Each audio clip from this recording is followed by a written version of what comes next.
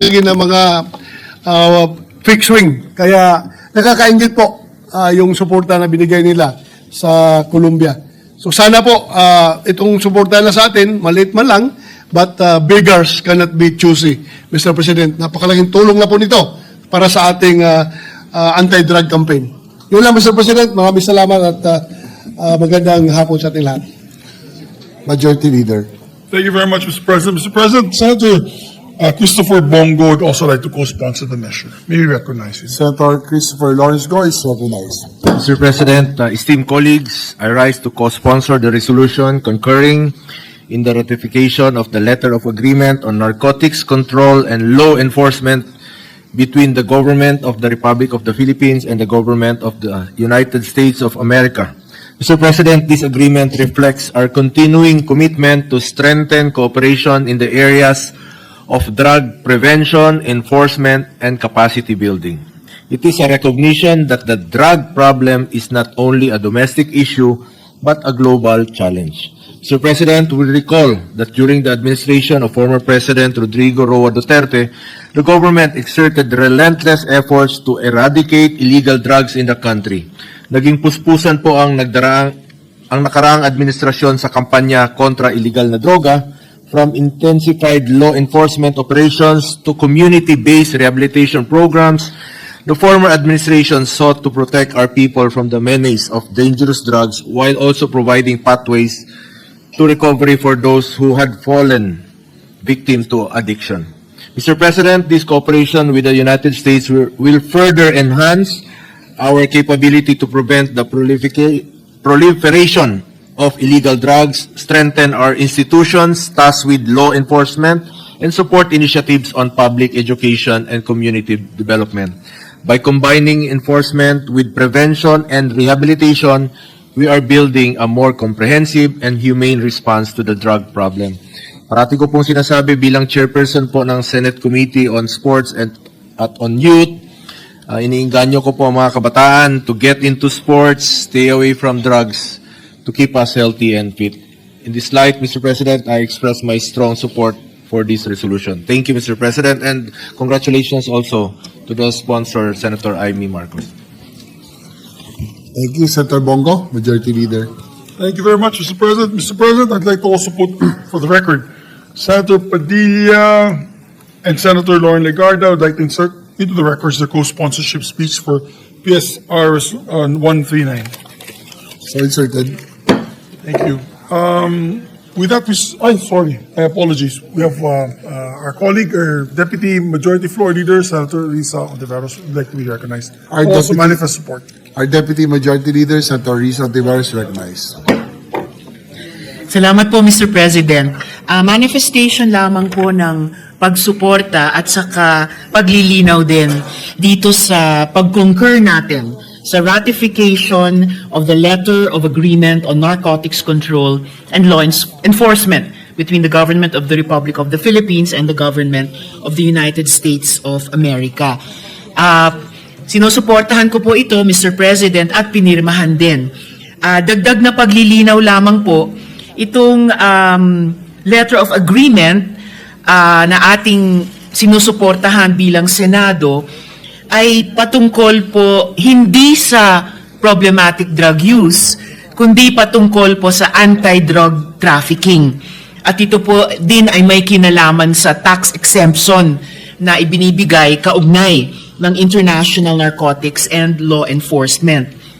Dagdag na paglilinaw po, it is well documented, Mr. President, yung fact na ayon sa Dangerous Drugs Board, drug use in the Philippines was down by 16.6% in 2023.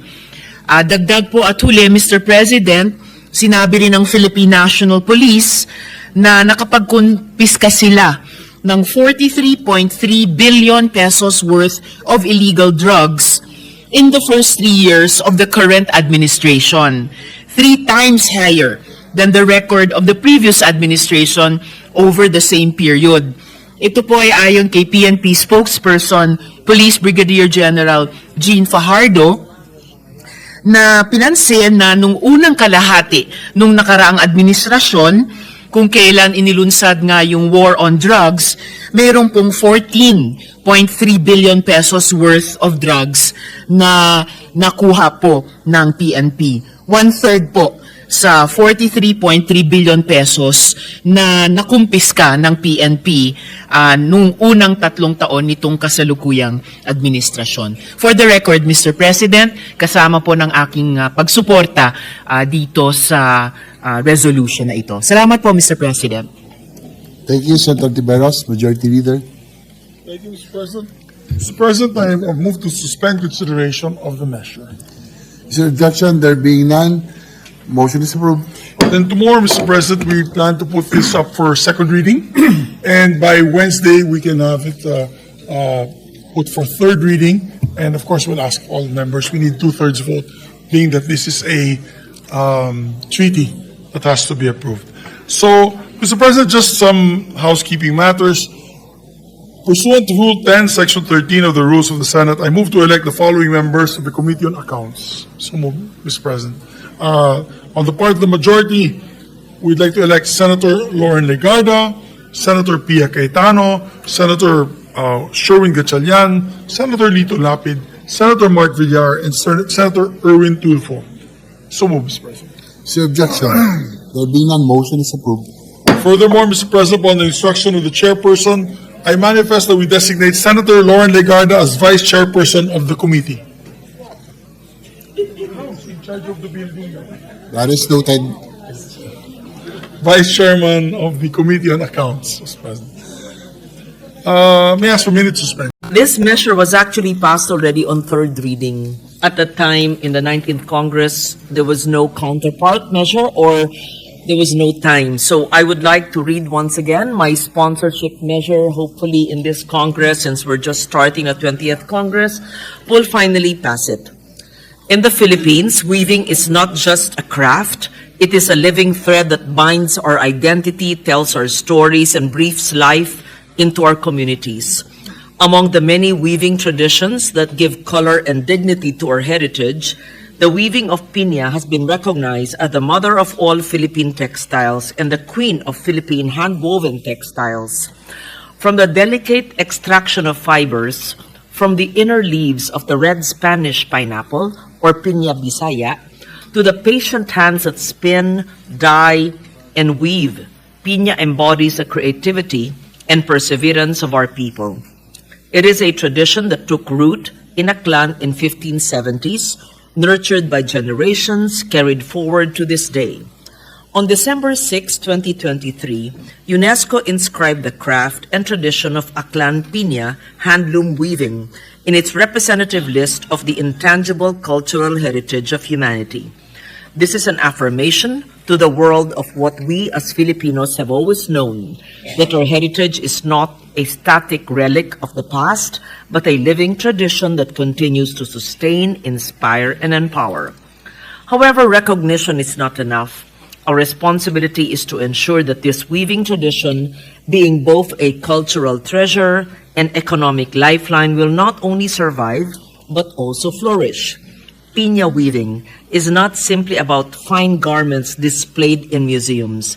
It is about farmers cultivating red Spanish pineapple in our lands. It is about families in Aklan whose livelihood rests on every thread.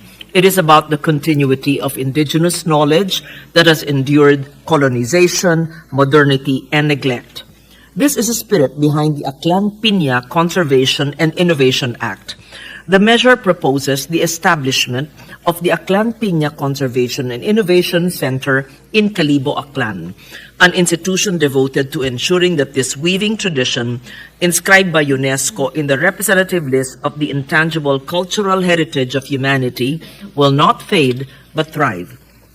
The center envisions itself not merely as a place of conservation, where stories and skills are preserved, but also a training ground where the youth shall learn from master weavers, as well as a support system for farmers cultivating the very plants that give life to the fabric.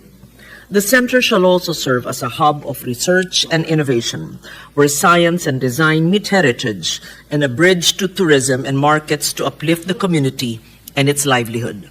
By passing this measure, we safeguard not only a centuries-old tradition, but also its future as a living heritage, a source of pride and a viable livelihood. The early passage of this bill is earnestly requested. Through it, we honor Aklan and our weaving communities nationwide. We honor the Filipino spirit that finds strength in threads that bind us, threads that tell us our story to the world. Thank you, Mr. President.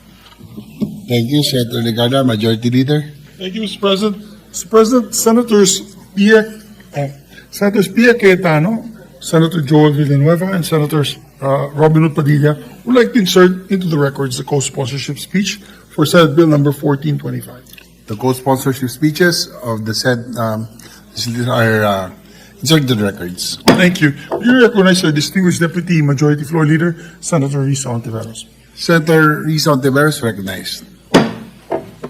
Salamat, Mr. President. Kung papayagan po ng good sponsor, si Senator Lauren Legarda, na ituring din po akong co-author at co-sponsor ng panukalang batas na ito bilang isang aklanon, isang panaynon katulad niya, at isang kapwa Pilipino na pinagmamalaki talagang isuot itong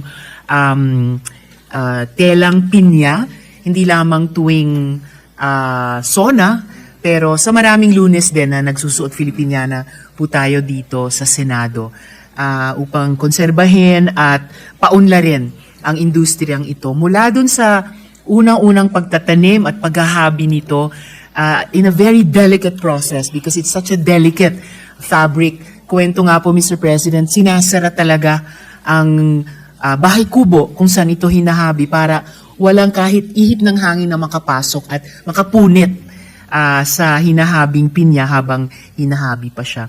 All the way till its production as Filipino and modern Filipino wear today. So maraming salamat po sa good sponsor. Maraming salamat, Mr. President. Thank you, Senator Hontiveros, Majority Leader. Thank you, Mr. President. Yes, I believe the answer to that is affirmative. I saw our distinguished sponsors nodding their head. And if I could also be made a co-sponsor and co-author as well, Mr. President.